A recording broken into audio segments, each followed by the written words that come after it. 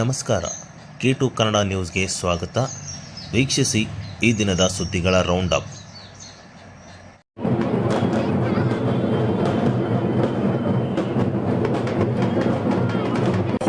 ಜಾತಿ ಮತ ಪಂಥ ಎಂದು ಹೊಡೆದಾಡಿದಿರಿ, ಇರುವುದೊಂದೇ ಮಾನವ ಪಥ ಎಂದು ತಮ್ಮ ಕೀರ್ತನೆಗಳ ಮೂಲಕ ನಾಡಿನಲ್ಲಿ ಶಾಂತಿ, ಸೌಹಾರ್ದತೆ, ಸಮಾನತೆಯ ಸಂದೇಶ ಸಾರಿದ ಮಹಾನ್ ಶ್ರೇಷ್ಠ ಸಂತ ಕನಕದಾಸರು ಅವರ ತತ್ವ ಆದರ್ಶಗಳನ್ನು ಜೀವನದಲ್ಲಿ ಅಳವಡಿಸಿಕೊಂಡು ಪ್ರತಿಯೊಬ್ಬರೂ ಪಾಲಿಸಬೇಕು ಎಂದು ಸಣ್ಣ ನೀರಾವರಿ ಹಾಗೂ ವಿಜ್ಞಾನ ಮತ್ತು ತಂತ್ರಜ್ಞಾನ ಇಲಾಖೆ ಸಚಿವರಾದ NS ಬೋಸರಾಜ್ ಅವರು ತಿಳಿಸಿದರು. ಜಿಲ್ಲಾಡಳಿತ, ಜಿಲ್ಲಾ ಪಂಚಾಯಿತಿ, ಮಹಾನಗರ ಪಾಲಿಕೆ ಹಾಗೂ ಕನ್ನಡ ಮತ್ತು ಸಂಸ್ಕೃತಿ ಇಲಾಖೆಯ ವತಿಯಿಂದ ಹಮ್ಮಿಕೊಂಡಿದ್ದ ಸಂತ ಕವಿ ಕನಕದಾಸ ಜಯಂತಿ ಪ್ರಯುಕ್ತ ನಗರದ ಗಂಜ್ ವೃತ್ತದ ಬಳಿಯ ಕನಕದಾಸರ ಪುತ್ಥಳಿಗೆ ಗಣ್ಯರು ಮಾಲಾರ್ಪಣೆ ಮಾಡಿ ನಮನ ಸಲ್ಲಿಸಿದರು. ದೇಶದ ಎಲ್ಲ ಶರಣರು, ಸಂತರು, ಶರಣೀಯಕರು ಮತ್ತು ಸಮಾಜ ಸುಧಾರಕರ ತತ್ವ ಸಿದ್ಧಾಂತ ಒಂದೇ ಆಗಿದೆ. ಸಮಾಜದಲ್ಲಿ ಸರ್ವರು ಶಾಂತಿ ಸೌಹಾರ್ದತೆಯಿಂದ ಸುಖವಾಗಿ ಇರಬೇಕು ಎಂದು ಮಹನೀಯರು ನೀಡಿರುವ ಜೀವನ ಸಂದೇಶಗಳನ್ನು ನಾವೆಲ್ಲರೂ ಅರ್ಥ ಮಾಡಿಕೊಂಡು ಪಾಲಿಸಬೇಕು ಎಂದು ತಿಳಿಸಿದರು.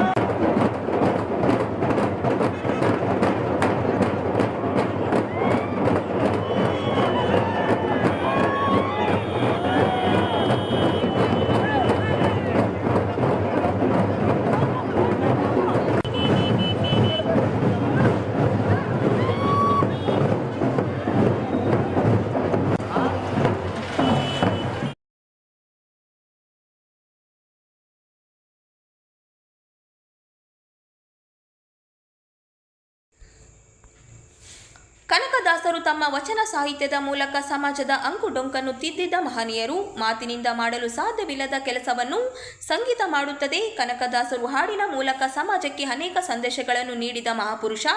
ಕಳೆದ 2 ದಶಕಗಳಿಂದ ಕನಕದಾಸರ ನೆನಪನ್ನು ಮೆಲುಕು ಹಾಕುವ ಪ್ರಕ್ರಿಯೆ ನಾಡಿನ ಎಲ್ಲ ಕಡೆ ದಿನನಿತ್ಯ ಸಾಗುತ್ತಿದೆ. ಹಲವಾರು ಧಾರ್ಮಿಕ, ಸಾಮಾಜಿಕ ಮತ್ತು ರಾಜಕೀಯ ಕಾರಣಗಳಿಗಾಗಿ ನಾವು ಕನಕನ ನೆನಪನ್ನು ಕಟ್ಟುತ್ತಾ ಇದ್ದೇವೆ ಎಂದರು. ದಾರ್ಶನಿಕ ಶ್ರೇಷ್ಠ ಕನಕದಾಸರ ತತ್ವಶಾಂತಿಗಳನ್ನು ಪ್ರತಿಯೊಬ್ಬರು ಜೀವನದಲ್ಲಿ ಅಳವಡಿಸಿಕೊಂಡು ಸಮಾಜ ಸುಧಾರಣೆಗೆ ಶ್ರಮಿಸಬೇಕು ಎಂದು ಶಾಸಕ ಬಸನಗೌಡ ದದ್ದಲ್ ಅವರು ಹೇಳಿದರು. ಅವರಿಂದು ನಗರದ ಪಂಡಿತ್ ಸಿದ್ದರಾಮ ಜಮದಿನಿ ರಂಗಮಂದಿರದಲ್ಲಿ ಜಿಲ್ಲಾ ಆಡಳಿತ ಮತ್ತು ಕನ್ನಡ ಮತ್ತು ಸಂಸ್ಕೃತಿ ಇಲಾಖೆ ನೇತೃತ್ವದಲ್ಲಿ ಹಮ್ಮಿಕೊಂಡಿದ್ದ ಕನಕದಾಸರ 538ನೇ ಜಯಂತ್ಯೋತ್ಸವ ಕಾರ್ಯಕ್ರಮದಲ್ಲಿ ಪಾಲ್ಗೊಂಡು ಮಾತನಾಡಿದರು. ಕನಕದಾಸರ ಜಯಂತಿಯನ್ನು ಅತ್ಯಂತ ವಿಜೃಂಭಣೆಯಿಂದ ಆಚರಿಸಲಾಯಿತು. ಸಂತ ಶ್ರೇಷ್ಠ ಕನಕದಾಸರು ಕಲಿಯುಗದಲ್ಲಿ ತಮ್ಮ ವಚನಗಳ ಮೂಲಕ ಸಮಾಜದ ಅಂಕುಡೊಂಕನ್ನು ತಿದ್ದಿದ್ದರು. ಹಿಂದಿನ ಕಾಲಘಟ್ಟದಲ್ಲಿ ಅಸ್ಪೃಶ್ಯರು ದೇವಸ್ಥಾನ ಪ್ರವಾಸಕ್ಕೆ ನಿರಾಕರಣೆ ಮಾಡುತ್ತಿದ್ದರು. ಆದರೆ ಶ್ರೇಷ್ಠ ಕನಕದಾಸರು ತಮ್ಮ ಸಂದೇಶದ ಮೂಲಕ ಅಸ್ಪೃಶ್ಯತೆ ನಿವಾರಣೆಗೆ ಶ್ರಮಿಸಿದರು. ಕನಕದಾಸರು ಆದರ್ಶ ಪ್ರಿಯ ವ್ಯಕ್ತಿಯಾಗಿದ್ದು, ಇವರ ತತ್ವ ಆದರ್ಶಗಳನ್ನು ಪ್ರತಿಯೊಬ್ಬರು ಜೀವನದಲ್ಲಿ ಅಳವಡಿಸಿಕೊಂಡು ಸಮಾಜ ಸುಧಾರಣೆಗೆ ಶ್ರಮಿಸಬೇಕು ಎಂದರು.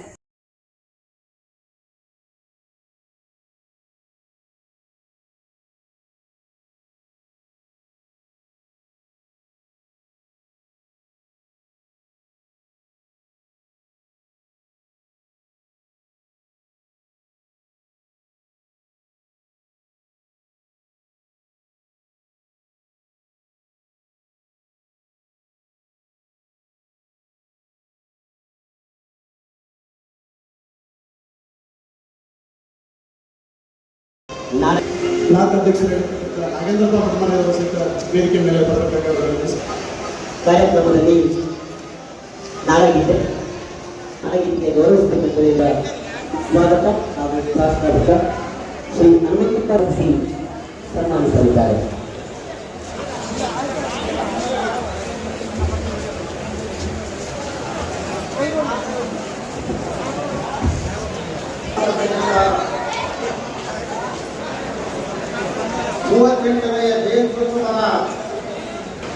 ದಿವ್ಯ ಸಾಹಿತ್ಯವನ್ನು ವಹಿಸಿರುವಂತಹ ಪರಮ ಪೂಜ್ಯ ಇವರಿಗೆ ಇವರನ್ನ ಈ ಕಾರ್ಯಕ್ರಮದ ಪರವಾಗಿ ತುಂಬು ಹೃದಯವನ್ನು ವಹಿಸ್ತಾ ಇದ್ದೇವೆ.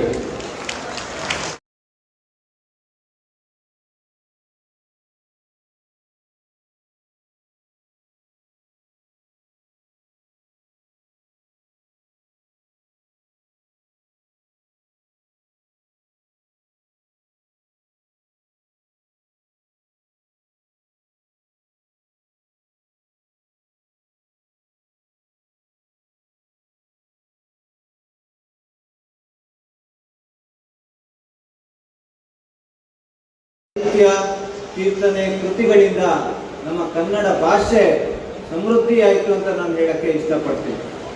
ಅದೇ ರೀತಿ ದೇವರನ್ನ ನಾವು ಬೇರೆ ಬೇರೆ ಸಂಪ್ರದಾಯ ಮೂಲಕ ಹೋಮ ಹವನ ಮೂಲಕ ಕಾಣ್ದೇನೆ ಕೇವಲ ನಮ್ಮ ಭಕ್ತಿಯಿಂದ ಯಾವ ರೀತಿ ನಾವು ದೇವರನ್ನ ಮೆಚ್ಚಿಸಬೇಕು, ಕೇವಲ ನಮ್ಮ ಭಕ್ತಿಯಿಂದ ಯಾವ ರೀತಿ ನಾವು ದೇವರಿಗೆ ಹತ್ರ ಆಗೋದನ್ನ ಜನಸಾಮಾನ್ಯರಿಗೆ ಜಾತಿ ತಾರತಮ್ಯ ಇಲ್ದಂಗೆ ಅವರು ಹೇಳೋದನ್ನ ನಾವು ಸ್ಮರಿಸಬೇಕು.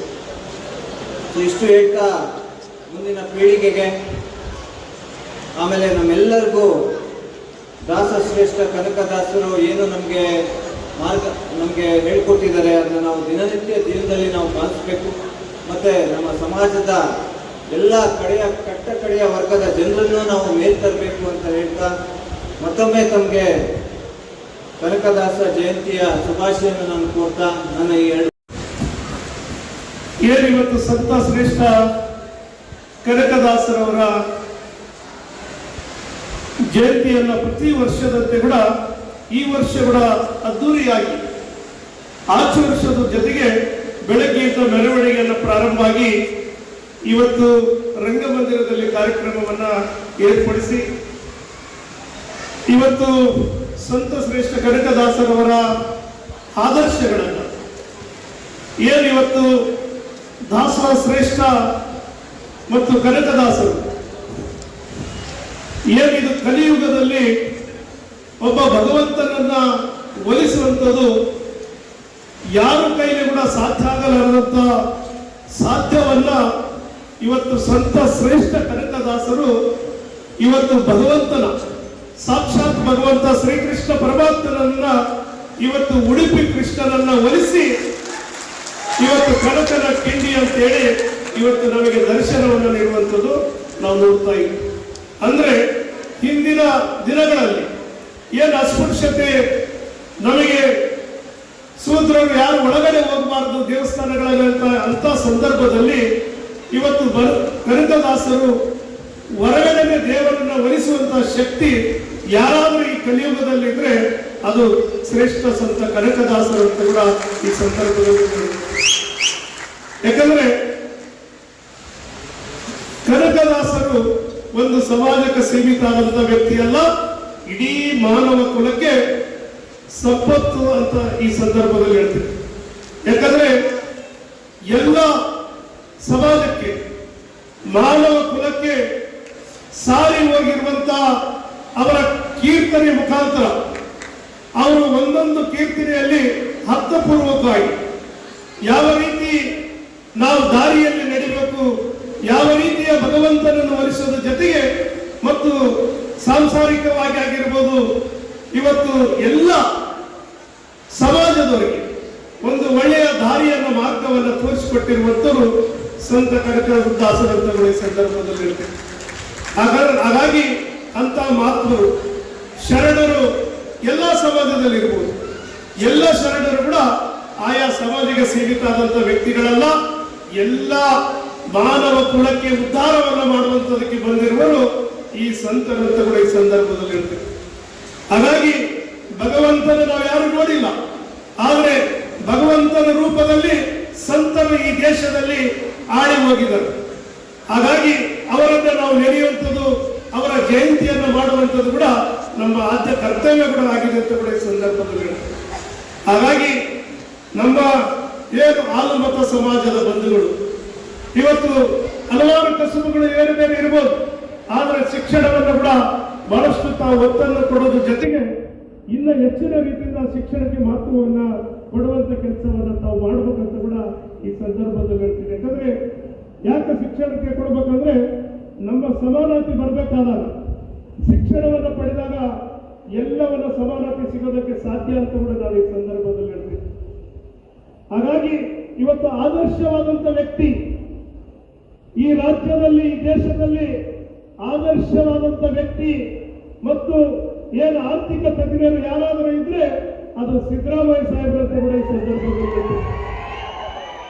ಹಾಲುಮತ ಸಮಾಜದಲ್ಲಿ ಹುಟ್ಟಿ ಇವತ್ತು ಸುಮಾರು 13 ಬಾರಿ ಇವತ್ತು ಫೈನಾನ್ಸ್ ಅನ್ನ ಮಂಡನೆ ಮಾಡಿ, ಇವತ್ತು ಬಜೆಟ್ ಅನ್ನು ಮಂಡನೆ ಮಾಡೋದ್ರ ಮುಖಾಂತರ 2 ಬಾರಿ ಮುಖ್ಯಮಂತ್ರಿಗಳಾಗಿ ಈ ರಾಜ್ಯಕ್ಕೆ, ಇಡೀ ದೇಶಕ್ಕೆ ಮಾದರಿಯಾದಂತ ವ್ಯಕ್ತಿಯಾಗಿ ಇವತ್ತು ಆಡಳಿತವನ್ನು ನೀಡುವಂಥದ್ದು ಕೂಡ ನಾವು ನೋಡ್ತಾ ಇದ್ದೀವಿ.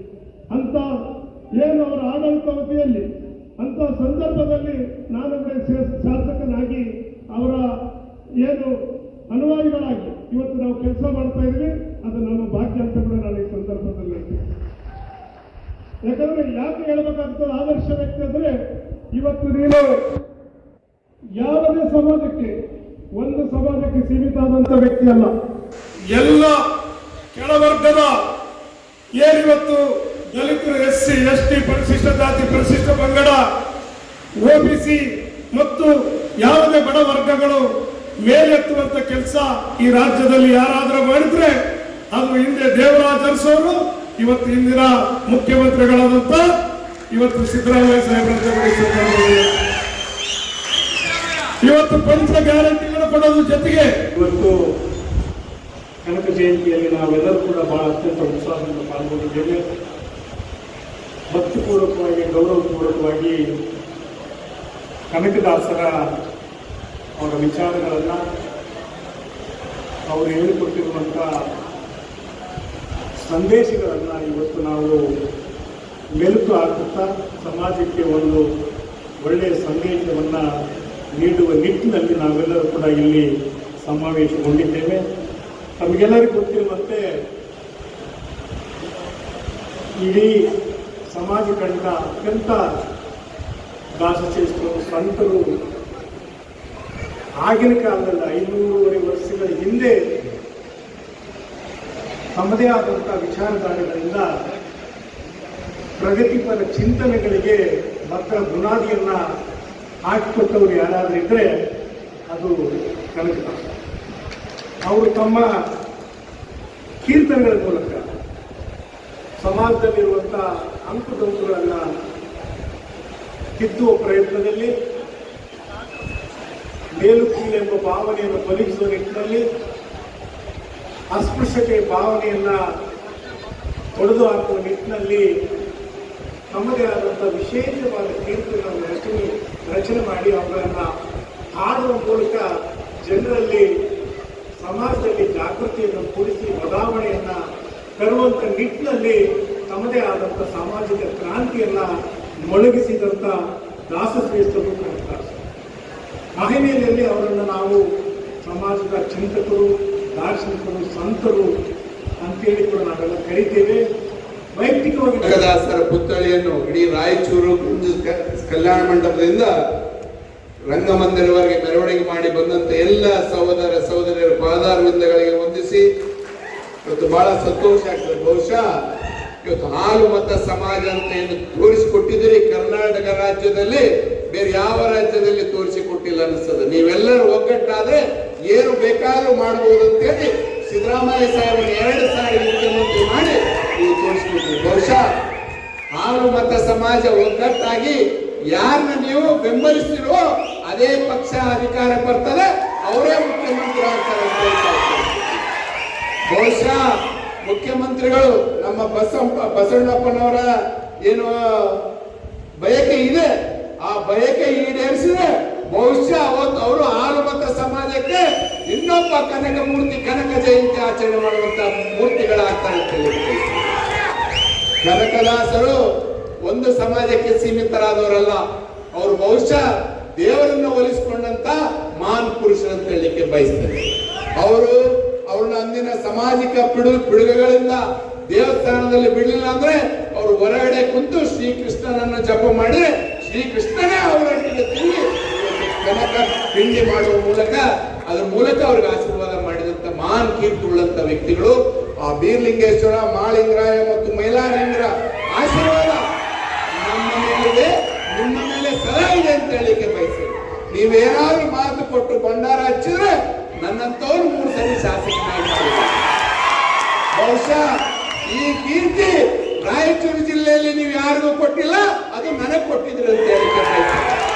ನನ್ನ ಜೀವಂತ ಇರೋವರೆಗೆ ಈ ಸಮಾಜಕ್ಕೆ ಯಾವತ್ತೂ ಚಿರಋಣಿಯಾಗಿರ್ತಾರೆ, ಸಮಾಜದ ಕಷ್ಟ ಸುಖಗಳಲ್ಲಿ ಯಾವತ್ತೂ ಬೆನ್ನೆಲುಬಾಗಿರುತ್ತದೆ ಅಂತ ಹೇಳಿಕೆ. ನಿಮ್ಮೆಲ್ಲರ ಆಶೀರ್ವಾದದಿಂದ ಗೆದ್ದಂತ ನಾನು ಕಳೆದ ಅವಧಿಯಲ್ಲಿ 30 ಗುಂಟೆ ಜಾಗ ಯರಮರಸಲ್ಲಿ ನಿಮ್ಮ ಸಮಾಜಕ್ಕೆ ಮೀಸಲಿಟ್ಟು ಕೊಟ್ಟಿದ್ದೇನೆ. ಅದೇ ಅಲ್ಲಿ ಮತ್ತೆ ಭವನ ಮಾಡಲಿಕ್ಕೆ ಸನ್ಮಾನ್ಯ ಮುಖ್ಯಮಂತ್ರಿಗಳು ಸಿದ್ದರಾಮಯ್ಯನವರು 25 ಕೋಟಿ ರೂಪಾಯಿ ಅನುದಾನ ಬಿಡುಗಡೆ ಮಾಡಿದರೆ 1 ಕೋಟಿ ರೂಪಾಯಿ ಅನುದಾನ ಭವನ ನಿರ್ಮಾಣ ಮಾಡಲಿಕ್ಕೆ ನಾನು ಬಿಡುಗಡೆ ಮಾಡ್ತೇನೆ ಅಂತ ಹೇಳಿಕೆ.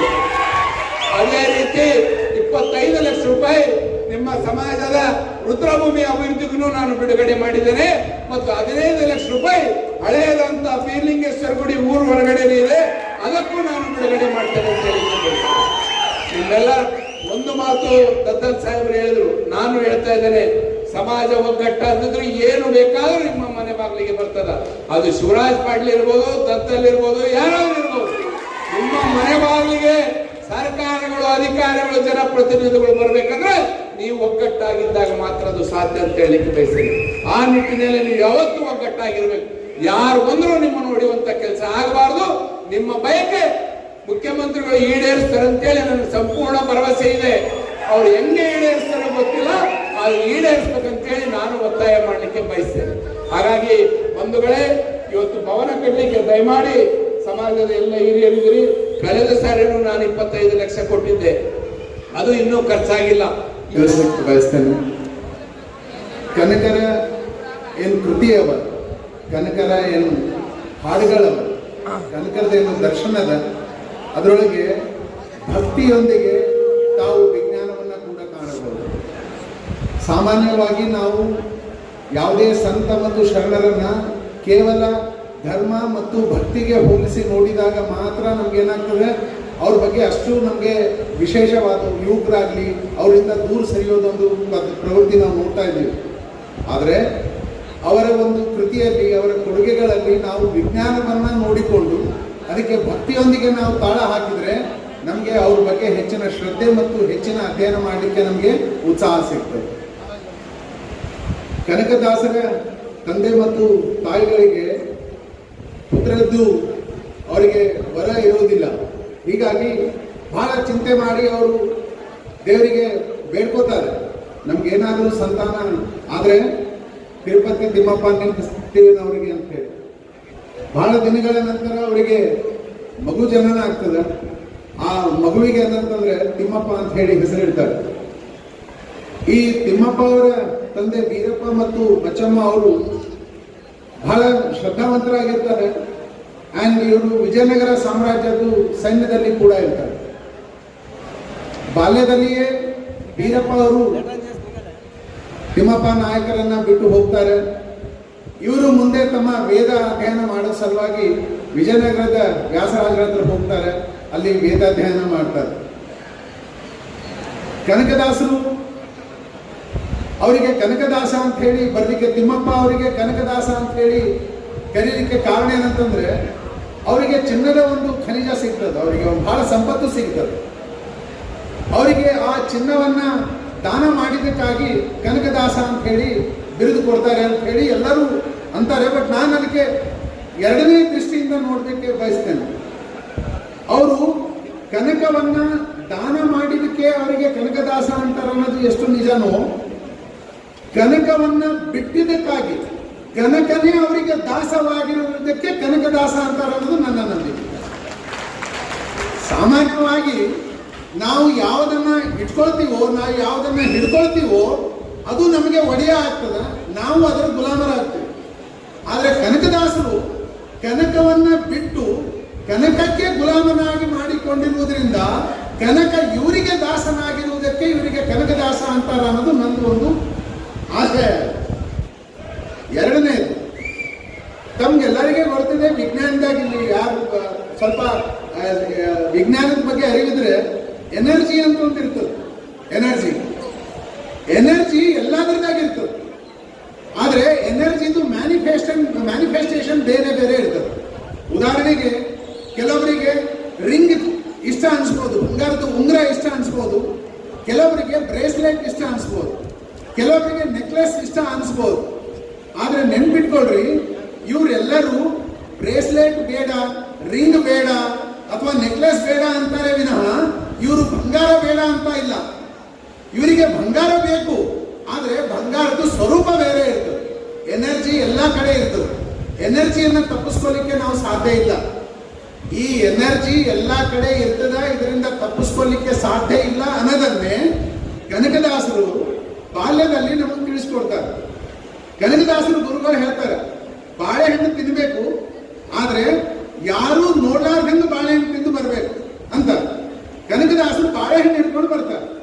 ಬಾಳೆಹಣ್ಣು ಹಿಡ್ಕೊಂಡು ಬಂದು ಹೇಳ್ತಾರೆ, ಗುರುಗಳೇ ನೀವು ಹೇಳುವ ದೇವರು ಎಲ್ಲ ಕಡೆ ಇದ್ದಾನ ಅಂದಮೇಲೆ ಅದನ್ನ ನಾನು ತಪ್ಪಿಸ್ಕೊಳ್ಳಿಕ್ಕೆ ಸಾಧ್ಯ ಇಲ್ಲ, ಹೀಗಾಗಿ ನಾನು ಆ ಬಾಳೆಹಣ್ಣನ್ನ ಸ್ವೀಕರಿಸಿಲ್ಲ ಅಂತ ಹೇಳ್ತಾರೆ. ಆದ್ರೆ ಅವ್ರು ಹೇಳ್ತಾ ಇರೋದು ವಿಜ್ಞಾನದ ರೂಪದಾಗ ಹೇಳ್ಯಾರ. ಎನರ್ಜಿ ಎಲ್ಲ ಕಡೆ ಅದ, ಆ ಎನರ್ಜಿಯಿಂದ ನನಗೆ ತಪ್ಪಿಸ್ಕೊಳ್ಳಿಕ್ಕೆ ಸಾಧ್ಯ ಆಗಿಲ್ಲ ಅನ್ನೋದಕ್ಕೆ ದೇವ್ರದೊಂದು ರೂಪ ಕೊಟ್ಟು ಹೇಳಿರುವ ಮಹಾಜ್ಞಾನಿ, ವಿಜ್ಞಾನಿ, ಸಂತ ಕನಕದಾಸರು ಅನ್ನೋದನ್ನ ನಾವು ನೋಡ್ಕೋಬೇಕು.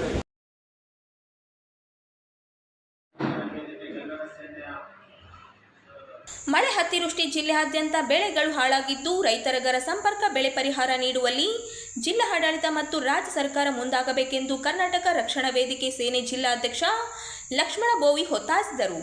ನಗರದ ಪತ್ರಿಕಾ ಭವನದಲ್ಲಿ ಸುದ್ದಿಗೋಷ್ಠಿಯಲ್ಲಿ ಮಾತನಾಡಿ, ರಾಜ್ಯ ಸರ್ಕಾರ ಅಥವಾ ಜಿಲ್ಲಾಡಳಿತ ಪರಿಹಾರ ನೀಡುವಲ್ಲಿ ವಿಳಂಬ ಮಾಡಿದ್ದಲ್ಲಿ ಸಂಘಟನೆ ನೇತೃತ್ವದಲ್ಲಿ ಉಗ್ರ ಹೋರಾಟ ಹಮ್ಮಿಕೊಳ್ಳುತ್ತೇವೆ ಎಂದು ಎಚ್ಚರಿಕೆ ನೀಡಿದರು. ರಾಯಚೂರು ಜಿಲ್ಲೆಯ ಕೆಲವು ತಾಲೂಕು ಮತ್ತು ಹಳ್ಳಿಗಳಿ ರೈತರು ಬೆಳೆಯುವ ಭತ್ತ, ತೊಗರಿ, ಜೋಳ, ಹತ್ತಿ ಸಾಂಕ್ರಾಮಿಕ ರೋಗ ಹರಡಿದ್ದು ಹಾಳಾಗಿರುವುದರಿಂದ ಹಾನಿ ಉಂಟಾಗಿದ್ದು ಸಂಪೂರ್ಣ ಪರಿಹಾರ ನೀಡಬೇಕೆಂದು ಅವರು ಒತ್ತಾಯಿಸಿದರು. ಸಂಘಟಿತ ಹೋರಾಟದಿಂದ ಗೆಲುವು ಸಾಧ್ಯ. ಸರ್ಕಾರ ರೈತರನ್ನು ಕೆಳಗಿಳಿಸುತ್ತಿರುವುದು ಸರಿಯಲ್ಲ. ಮೊದಲು ರೈತರನ್ನು ದೇಶದ ಬೆನ್ನೆಲುಬು ಎಂದು ಹೇಳುವ ಸರ್ಕಾರಗಳು ಇಂದು ರೈತರಿಗೆ ಮೋಸ ಮಾಡುತ್ತಿವೆ. ಬೆಳೆ ಘೋಷಣೆ ಹಾಗೂ ಇನ್ನಿತರ ಪ್ರಮುಖ ಬೇಡಿಕೆಗಳನ್ನು ಈಡೇರಿಸಬೇಕೆಂದು ಒತ್ತಾಯಿಸಿದರು. ಇಂದು ರಾಯಚೂರು ಜಿಲ್ಲೆಯಲ್ಲಿ ರೈತರ ಬಗ್ಗೆ ಕಾಳಜಿ ವಹಿಸದ ಸರ್ಕಾರ ಮತ್ತು ರಾಯಚೂರು ಜಿಲ್ಲಾ ಆಡಳಿತಾಧಿಕಾರಿಗಳು ಈ ಒಂದು ವಿಷಯ ಏನಂತಂದರೆ ನಮ್ಮ ಭಾಗದಲ್ಲಿ ಭಾಳಷ್ಟು ಬೆಳೆ ಹಾನಿಯಾಗಿದೆ. ನಮ್ಮ ಭಾಗದಲ್ಲಿ ಭಾಳಷ್ಟು ಮಳೆ ಆಗಿರುವುದರಿಂದ ರೈತರು ಬಹಳ ಸಂಕಷ್ಟದಲ್ಲಿದ್ದಾರೆ. ಆ ಒಂದು ವಿಷಯ ಸಂಬಂಧಪಟ್ಟಂತೆ ಸಂಘಟಿತ ಹೋರಾಟದಿಂದ ಗೆಲುವು ಸಾಧ್ಯ. ರೈತರನ್ನು ಕಡೆಗಣಿಸುತ್ತಿರುವ ಸರ್ಕಾರ ಸರಿಯಾದ ರೀತಿಯಲ್ಲಿ ಪರಿಹಾರವನ್ನು ಕೊಡ್ತಾ ಇಲ್ಲ. ಸರಿಯಾಗಿ ಪರಿಹಾರ ಕೊಡಬೇಕಂತೇಳಿ ನಮ್ಮ ಸಂಘಟನೆ ಕಡೆಯಿಂದ ನಾವೊಂದು ಮುಂದಿನ ದಿನಗಳಲ್ಲಿ ಉಗ್ರ ಹೋರಾಟವನ್ನು ಹಮ್ಮಿಕೊಳ್ಳಬೇಕಾಗುತ್ತದೆ. ಅದಕ್ಕಾಗಿ ಪತ್ರಿಕಾ ಮಾಧ್ಯಮದ ಮುಖಾಂತರ ನಾವೊಂದು ಜಿಲ್ಲಾಧಿಕಾರಿಗಳಿಗೆ ಮತ್ತು ಕರ್ನಾಟಕ ರಾಜ್ಯ ಸರ್ಕಾರಕ್ಕೆ ಮತ್ತು ಕೇಂದ್ರ ಸರ್ಕಾರಕ್ಕೆ ಪತ್ರಿಕಾ ಮುಖಾಂತರ ನಾವು ಮನವಿ ಮಾಡಿಕೊಳ್ಳುತ್ತೇವೆ. ದಯಮಾಡಿ ತಾವುಗಳು ನಮಗೆ ಯಾವ ರೋಡಿಗೆ ಬಂದು ನಾವು ಇಳಿಯದಂತೆ ತಾವೇ ಒಂದು ರೈತರ ಸಂಕಷ್ಟಕ್ಕೆ ಪರಿಹಾರ ಕೊಡಬೇಕೆಂದು ನಾನು ಅವರಲ್ಲಿ ಮನವಿ ಮಾಡಿಕೊಳ್ಳುತ್ತೇನೆ. ಕೃಷ್ಣ ಮತ್ತು ತುಂಗಭದ್ರಾ ಎರಡು ನದಿಗಳಿದ್ದರೂ ಕೂಡ ನಮ್ಮ ರೈತರಿಗೆ ಈ ಸರ್ಕಾರದ ನಡೆ ಒಂದು ಪ್ರಶ್ನಾತ್ಮಕವಾಗಿದೆ. ಏನಂತಂದ್ರೆ ಸುಮಾರು 70 ವರ್ಷಗಳಿಂದ ತುಂಗಭದ್ರಾ ಜಲಾಶಯದಲ್ಲಿ ಏನು ಅಣೆಕಟ್ಟಿನ ದುರಸ್ತಿ ನಿರ್ವಹಣೆ ಕಾರ್ಯಕ್ರಮ ಮಾಡಿದೆ. ಕಳೆದ ವರ್ಷ ಅದು ಒಂದು ಗೇಟ್ ಕೊಟ್ಕೊಂಡು ಹೋಗಿತ್ತು. ಅದು ನಿರ್ವಹಣೆ ಒಂದು ವರ್ಷಕ್ಕೆ ಅದನ್ನು ಮನೆ ಬೇಸಿಗೆಯಲ್ಲಿ ಮಾಡೋಕ್ಕಾಗಲಿಲ್ಲ. ಇದರಲ್ಲಿ ಸಂದರ್ಭದಲ್ಲಿ ಕಾಮಗಾರಿ ಮಾಡುವಂತ ಮಾಡಿಲ್ಲ. ಅದು ಈಗ ನಮ್ಮ ತುಂಗಭದ್ರಾ ಅಚ್ಚುಕಟ್ಟು ಪ್ರದೇಶದ ರೈತರಿಗೆ ಇವಾಗ ಎರಡನೇ ಬೆಳೆ ಇಲ್ಲ ಅಂತ ಹೇಳಿದ್ರೆ ಮೊನ್ನೆ ಸಭೆ ಮಾಡಿದ್ದಾರೆ. ಅದನ್ನ ತುಂಗಭದ್ರಾ ಮುದ್ರಾಬಾದ್ನಲ್ಲಿ ಮಾಡಬೇಕು ರೈತರು ಮತ್ತು ಕೊಪ್ಪಳ ಜಿಲ್ಲೆಯ ಉಭಯ ಜಿಲ್ಲೆಗಳ ರೈತರಿಗೆ. ಅದನ್ನ ಎಲ್ಲೋ ಬೆಂಗಳೂರಲ್ಲಿ ಕೂತ್ಕೊಂಡು ಮಾಡ್ತಾರೆ. ಅಲ್ಲಿ ಏನಾಗಿರುತ್ತೆ, ಅದಕ್ಕೆ ಕಾರಣ ಒಂದು ನಿಗಮಕ್ಕೆ ನೇಮಿಸಿದಂಥ ಅಧ್ಯಕ್ಷರು ಅವರು ನಮ್ಮ ನೀರಾವರಿ ಆಶ್ರಿತ ಪ್ರದೇಶದಿಂದ ಹೊರಗಡೆದವ್ರನ್ನ ನೇಮಕ ಮಾಡಿ. ಹಾಗಾಗಿ ರೈತರ ಸಮಸ್ಯೆ ಅರ್ಥ ಆಗ್ತಾರೆ. ಸರ್ಕಾರಕ್ಕೆ ಆಡಳಿತ ಪಕ್ಷದವರು ಮತ್ತು ವಿರೋಧ ಪಕ್ಷದವರು ರೈತರ ಬಗ್ಗೆ ಕಾಳಜಿ ವಹಿಸಬೇಕು. ನಮ್ಮ ರಾಯಚೂರು ಜಿಲ್ಲೆ ಧನಾತ್ಮಕ ಮನಸ್ಸುಗಳು ಇದ್ದಲ್ಲಿ ಅಭಿವೃದ್ಧಿ ಕಾರ್ಯಗಳು ಸುಲಲಿತವಾಗಿ ಸಾಗುತ್ತವೆ. ಎಲ್ಲಿ ಪ್ರೋತ್ಸಾಹದಾಯಕ ಜನರು ಇರುತ್ತಾರೋ ಅಲ್ಲಿಯ ಪ್ರದೇಶ ಬೇಗ ಅಭಿವೃದ್ಧಿ ಹೊಂದುತ್ತದೆ ಎಂದು ಮಹಾನಗರ ಪಾಲಿಕೆ ವಾರ್ಡ್ ನಂಬರ್ 2ರ ಹಿರಿಯ ಸದಸ್ಯ ಜಯಣ್ಣ ಅವರು ಹೇಳಿದರು. ಅವರು ಶನಿವಾರದಂದು ರಾಯಚೂರು ಮಹಾನಗರದ ವಾರ್ಡ್ ನಂಬರ್ 2ರ ಆಶಾಪುರ ರಸ್ತೆಯಲ್ಲಿ ಬರುವ ಸಾಯಿ ಪ್ರಿಯಾ ಕಾಲೋನಿಯ ಉದ್ಯಾನವನ ಅಭಿವೃದ್ಧಿಗೆ ಭೂಮಿ ಪೂಜೆ ನೆರವೇರಿಸಿ ಮಾತನಾಡಿದರು. ಈ ಹಿಂದೆ ಕಾಲೋನಿಯಲ್ಲಿ ಕುಡಿಯುವ ನೀರಿನ ಸಮಸ್ಯೆ ಇತ್ತು. ನಿವಾಸಿಗಳ ಬೇಡಿಕೆಗೆ ಅನುಸಾರವಾಗಿ ಮನೆ ಮನೆಗೆ ಸಂಪರ್ಕ ಕೊಡಿಸುವ ಮೂಲಕ ಕುಡಿಯುವ ನೀರಿನ ಸಮಸ್ಯೆಯನ್ನು ಪರಿಹರಿಸಿ ಕೊಡಲಾಯಿತು.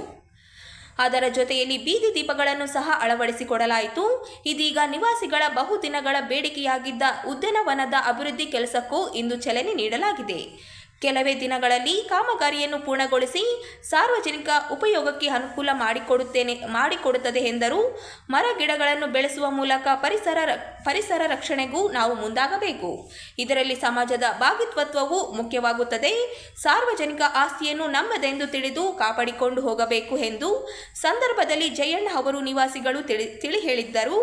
ಈ ಸಂದರ್ಭದಲ್ಲಿ ಉಪಸ್ಥಿತರಿದ್ದ ವಾರ್ಡ್ ನಿವಾಸಿ ಸತೀಶ್ ಹಿರೇಮಠ ಮಾತನಾಡಿ, ಮಹಾನಗರ ಪಾಲಿಕೆ ಸದಸ್ಯ ಜಯಣ್ಣ ಅವರ ಕೆಲಸ ಕಾರ್ಯಗಳು ಜನಪರವಾಗಿರುತ್ತವೆ. ಇಲ್ಲಿಯವರೆಗೂ ನಿವಾಸಿಗಳ ಬೇಡಿಕೆಗಳನ್ನು ಪೂರ್ಣಗೊಳಿಸಿ ಕೊಟ್ಟಿದ್ದಾರೆ. ಅವರು ಉತ್ತಮ ಕೆಲಸಗಳನ್ನು ಮಾಡುವ ಮೂಲಕ ವಾರ್ಡ್ ನಿವಾಸಿಗಳು ಗೌರವದಿಂದ ಬದುಕುವ ವಾತಾವರಣ ನಿರ್ಮಿಸಿಕೊಟ್ಟಿದ್ದಾರೆ ಎಂದು ತಿಳಿಸಿದರು. ಭೂಮಿ ಪೂಜೆ ಸಂದರ್ಭದಲ್ಲಿ ತಾಲೂಕು ಪಂಚಾಯಿತಿ ಸಹಾಯಕ ಕಾರ್ಯನಿರ್ವಾಹಕ ಅಧಿಕಾರಿ ಶಿವಕುಮಾರ, ನಾಗರಾಜ ಆಚಾರ್, ತಿಮ್ಮಪ್ಪ ಆಲ್ಕೂರ್, ರಾಮಕುಮಾರ್, ರವಿ ನೆಲಹಾಳ, ಮಹೇಶ್, ನಿರಂಜನ, ಸುರೇಶ್ ಸ್ವಾಮಿ ಸೇರಿದಂತೆ ಅನೇಕರು ಉಪಸ್ಥಿತರಿದ್ದರು. ಕಾಲೋನಿ ಅವ್ರದ್ದು ಬಹುದಿನಗಳ ಬೇಡಿಕೆ ಇತ್ತು. ಬಟ್ ಅವ್ರ ಬೇಡಿಕೆ ಸತೀಶ್ ಅವರು ಹೇಳ್ದಂಗೆ ಕುಡಿಯೋ ನೀರಿನ ಬಗ್ಗೆ ಭಾಳ ಕಳವಳಕಾರವಾದಂಥ ಪರಿಸ್ಥಿತಿ ನಾನು ಇಲ್ಲಿ ಗೆದ್ದ ಮೇಲಿತ್ತು. ಅದನ್ನು ಸರಿಪಡಿಸಿದ್ವಿ. ಮತ್ತು ಗಾರ್ಡನ್ ವಿಷಯದಲ್ಲಿ ಸಾಕಷ್ಟು ಸಲ ನಾವು ಪ್ಲಾಂಟೇಶನ್ ಮಾಡಿ ಪ್ರಯತ್ನ ಮಾಡಿದ್ವಿ. ಆದರೆ ಇಲ್ಲಿ ಇದು ಒಂದು ರೀತಿ ನಿರ್ಜನ ಪ್ರದೇಶದಲ್ಲಿ ಇರೋದರಿಂದ ದನಗಳ ಕಾಟ ಜಾಸ್ತಿಯಾಗಿ 2 ಸಲ ಪ್ಲಾಂಟೇಶನ್ ಹಾಕಿದ್ರು ಕೂಡ ಗಿಡಗಳು ಬರಲಿಲ್ಲ. ಒಟ್ಟಾರೆ ನನಗೆ ಕಂಡುಕೊಂಡಿದ್ದು ಇಲ್ಲಿ ಸಾಯಿಪ್ರಿಯದಲ್ಲಿ ಈ ಒಂದು ಅಭಿವೃದ್ಧಿ ಆಗಬೇಕಾದ್ರೆ ಅವರ ಸ್ಫೂರ್ತಿಯ ಮಾತುಗಳೇ ಕಾರಣ. ಬಹುಶಃ ಇಂಥ ಪಾಸಿಟಿವ್ನೆಸ್ ಎಲ್ಲಿವರೆಗೆ ಜನರಲ್ಲಿ ಬೆಳೆದಿಲ್ಲ ಅಲ್ಲಿವರೆಗೆ ಅಭಿವೃದ್ಧಿ ಆಗೋದಿಲ್ಲ. ಬಟ್ ನಾನು ಕಂಡುಕೊಂಡಿದ್ದು ಇಲ್ಲಿ ಭಾಳ ನಮಗೆ ಬೆಂಬಲಿಸುವಂಥ ಸ್ಫೂರ್ತಿಯ ಮಾತುಗಳಿಂದ ಮಾತ್ರ ಇಲ್ಲಿ ಅಭಿವೃದ್ಧಿ ಮಾಡಲಿಕ್ಕೆ ಸಾಧ್ಯ ಆಗ್ತದೆ. ಹಾಗೆ ಇದನ್ನು ಇವತ್ತು ನಾವು ಗುದ್ದಲಿ ಪೂಜೆಯನ್ನು ಮಾಡಿದ್ದೀವಿ. ಈಗಾಗಲೇ ಬೆಂಚಸ್ನು ಹಾಕ್ಸಿವಿ. ಈ ತಕ್ಷಣವೇ ಇನ್ನು ಮುಂದಿನ ವಾರದಲ್ಲಿ ಅಥವಾ ಸೋಮವಾರ ಅಥವಾ ಮಂಗಳವಾರ ಈ ಕಾಮಗಾರಿ ಪ್ರಾರಂಭವಾಗಲಿ ಅಂತೇಳಿ ಕೂಡ ನಾನು ಗುತ್ತಿಗೆದಾರರಿಗೆ ಹೇಳೋ ಮೂಲಕ ಇಲ್ಲಿ ಜನ ಕೂಡ ಇದನ್ನು ಈ ಗಾರ್ಡನ್ ಅಂದರೆ ಸಮುದಾಯದ ಆಸ್ತಿ, ಈ ಆಸ್ತಿಯನ್ನು ರಕ್ಷಣೆ ಮಾಡ್ಕೊಳ್ಬೇಕು. ಯಾಕಂದರೆ ಈ ಆಸ್ತಿಗಳನ್ನು ರಕ್ಷಣೆ ಮಾಡ್ಕೊಳ್ಳದೆ ಇದ್ದರೆ ಮುಂದಿನ ದಿನಗಳಲ್ಲಿ ಒಂದು ರೀತಿ ನಮ್ಮ ಮುಂದಿನ ತಲೆಮಾರಿಗೆ ಈ ರೀತಿ ಪರಿಸರದ ಬಗ್ಗೆ ಹೆಚ್ಚು ಕಾಳಜಿ ಕೊಡಲಿಕ್ಕೆ ಅನಾನುಕೂಲ ಆಗ್ತದೆ. ಆ ಕಾರಣಕ್ಕಾಗಿ ಈ ಸಮುದಾಯ ಸ್ಥಳಗಳನ್ನು ಮೊದಲು ರಕ್ಷಿಸುವಂಥ ಕೆಲಸವನ್ನು ನಾವೆಲ್ಲರೂ ಸೇರಿ ಮಾಡೋಣ. ಇದು ಕಾಮಗಾರಿ ಸ್ವಲ್ಪ ವಿಳಂಬವಾದರೂ ಚಿಂತೆ ಇಲ್ಲ. ಈ ಕಾಮಗಾರಿ ಚುರುಕಾಗಿ ನಡೀಲಿ ಅಂತೇಳಿ ಆಶಿಸ್ತೇನೆ. ಸಾಯಿಪ್ರಿಯ ಕಾಲೋನಿ ಸೇರಿದಂತೆ ಇಂಜಿನಿಯರ್ಸ್ ಕಾಲೋನಿ, ಡಾಕ್ಟರ್ಸ್ ಕಾಲೋನಿ ಎಲ್ಲ ಸುತ್ತಮುತ್ತ ಎಲ್ಲ ನಿವಾಸಿಗಳಿಗೆ ನಮಸ್ಕಾರ. ಇವತ್ತು ಒಂದು ಒಳ್ಳೆಯ ಶುಭ ಸಂದೇಶ ಏನಪ್ಪ ಅಂದರೆ, ಈ ಸುಮಾರು ದಿನಗಳಿಂದ ನಮ್ಮ ಗಾರ್ಡನ್ನ ಜಾಗ ಖಾಲಿ ಬಿದ್ದಿತ್ತು. ಈ ಒಂದು ಜಾಗ ಖಾಲಿ ಬಿದ್ದು ದನಗಳು, ಕುರಿಗಳು ಸಾಕಷ್ಟು ಈ ಒಂದು ಗಾರ್ಡನ್ನ ಹಾಳು ಮಾಡಿಬಿಟ್ಟಿದ್ವು. ಈ ಒಂದು ಗಾರ್ಡನ್ಗಳನ್ನ ಪುನಶ್ಚೇತನ ಮತ್ತು ಅಭಿವೃದ್ಧಿಗೊಳಿಸೋದ ನಿಟ್ಟಿನಲ್ಲಿ ನಮ್ಮ ವಾರ್ಡ್ ಸದಸ್ಯರಾದ ಶ್ರೀ ಜಯಣ್ಣ ಸರ್ ಅವರು ಈಗ ಇವತ್ತು ಒಂದು ಹೆಜ್ಜೆ ಮುಂದೆ ಇಟ್ಟಿದ್ದಾರೆ. ಅದೇ ರೀತಿಯಾಗಿ ಇವತ್ತು ಭೂಮಿ ಪೂಜೆಯನ್ನು ಸಹ ನೆರವೇರಿಸಿದ್ವಿ ಅವರ ನೇತೃತ್ವದಲ್ಲೇ. ಈ ಹಿಂದೆ ನಮಗೆ ಕುಡಿಯೋ ನೀರಿನ ಸಮಸ್ಯೆ ತುಂಬ ಇತ್ತು. ಮನೆಗೆ ನಮ್ಮ ಇಲ್ಲಿ ಮೊದಲೇದಾಗಿ ಅಂತರ್ಜಲ ಭಾಳಷ್ಟು ಕೆಳಮಟ್ಟದಲ್ಲಿದೆ. ಎಷ್ಟೇ ಬೋರ್ ಹಾಕಿದ್ರು ಸಹ ನೀರು ಬರ್ತಾ ಇರಲಿಲ್ಲ. ಆ ಒಂದು ನಿಟ್ಟಿನಲ್ಲಿ ಜಯಣ್ಣ ಸರ್ಗೆ ಒಂದೇ ಮಾತು, ಅಣ್ಣ ನಮ್ಗೆ ಕುಡಿಯೋದಕ್ಕೆ ನೀರಿಲ್ಲ ಅಂತ ಅಂದಾಗ ಅವರು ಎರಡೇ ಮಾತಾಡದೆ ನಡೀರಪ್ಪ ನಿಮ್ಗೆ ಏನು ಬೇಕು ಅದನ್ನೆಲ್ಲ ಅಂತಂದು ಮನೆಗೂ ಸಹ ಕುಡಿಯೋ ನೀರಿನ ವ್ಯವಸ್ಥೆಯನ್ನು ಮಾಡಿ ಇವತ್ತು ನಮಗೆ ಬೇಸಿಗೆ ಸಮಯದಲ್ಲೂ ಸಹ ಯಾವುದೇ ರೀತಿಯ ತೊಂದರೆ ಆಗಲಾರ್ದಾಗೆ ನೋಡ್ಕೊಂಡು ಹೋದರು. ಮತ್ತು ಅದಾದ ನಂತರ ಬೀದಿ ದೀಪಗಳು ಸಮೇತಗೆ ಅವರು ನಮಗೆ ಬೆಳಕಿನಲ್ಲೇ ಇರುವಾಗೆ ಬೀದಿ ದೀಪಗಳನ್ನ ಎಲ್ಲವನ್ನು ಅಳವಡಿಸಿಕೊಟ್ಟಿದ್ದಾರೆ. ಅದು ಬಟ್ ಅವರ ಒಂದು ಕನಸು ಬೀದಿ ದೀಪ, ಕುಡಿಯೋ ನೀರೊಂದು ಅವ್ರಿಗೆ ಸೆಕೆಂಡ್ರಿ ಆದರೆ ನಮಗೆ ಮೊದಲ ಆದ್ಯತೆ ಅವ್ರಿಗೆ ಸೆಕೆಂಡ್ರಿ. ಅವರಿಗೆ ಮೊದಲದಾಗಿ ಪರಿಸರವನ್ನು ಉಳಿಸ್ಬೇಕು ಮತ್ತು ಪರಿಸರವನ್ನು ಬೆಳೆಸಬೇಕು ಅನ್ನೋ ನಿಟ್ಟಿನಲ್ಲಿ ಅವರು ಜಾಸ್ತಿ ಕಾಳಜಿಯನ್ನು ವಹಿಸ್ತಾರೆ. ಈ ನಿಟ್ಟಿನಲ್ಲಿ ಸುಮಾರು ನಮ್ಮ ಈ ಒಂದು ಕಾಲೋನಿಯಲ್ಲಿ ಬಹುದೊಡ್ಡವಾದಂಥ ಒಂದು ಗಾರ್ಡನ್ ಜಾಗ, ಇದನ್ನು ಇವತ್ತು ಗುದ್ದಲಿ ಪೂಜೆ ಮಾಡೋದಕ್ಕೆ, ಭೂಮಿ ಪೂಜೆ ಮಾಡೋದ್ರ ಮೂಲಕ ಇವತ್ತು ನಮಗೆ ಗಾರ್ಡನ್ ಸಹ ಒದಗಿಸ್ಕೊಡಿದ್ದಾರೆ. ಅಂದರೆ ನಮ್ಮಲ್ಲಿ ಮಹಿಳೆಯರು, ಮಕ್ಕಳು ಜಾಸ್ತಿ ಸಂಖ್ಯೆಯಿದ್ರೆ ಅವರಿಗೆ ತಿರುಗಾಡೋದಕ್ಕೆ ಮತ್ತು ವಾಕ್ ಮಾಡೋದಕ್ಕೆ ಅನುಕೂಲ ಆಗುತ್ತೆ ಅನ್ನೋ ನಿಟ್ಟಿನಲ್ಲಿ ಅವರು ಈ ಒಂದು ಒಳ್ಳೆಯ ಕೆಲಸವನ್ನು ನಮಗೆ ಮಾಡಿಕೊಟ್ಟಿದ್ದಾರೆ. ಈ ಒಂದು ಹಿನ್ನೆಲೆಯಲ್ಲಿ ನಮ್ಮ ನಿವಾಸಿಗಳಿಂದ, ನಮ್ಮ ಕಾಲೋನಿ ನಿವಾಸಿಗಳಿಂದ ಅವರಿಗೆ ಅಭಿನಂದನೆಯನ್ನು ಸಲ್ಲಿಸೋದಕ್ಕೆ ನಾವು ಮುಂದಾಗ್ತೀವಿ. ಕಾಲೋನಿ ಅವ್ರದ್ದು ಬಹುದಿನಗಳ ಬೇಡಿಕೆ ಇತ್ತು.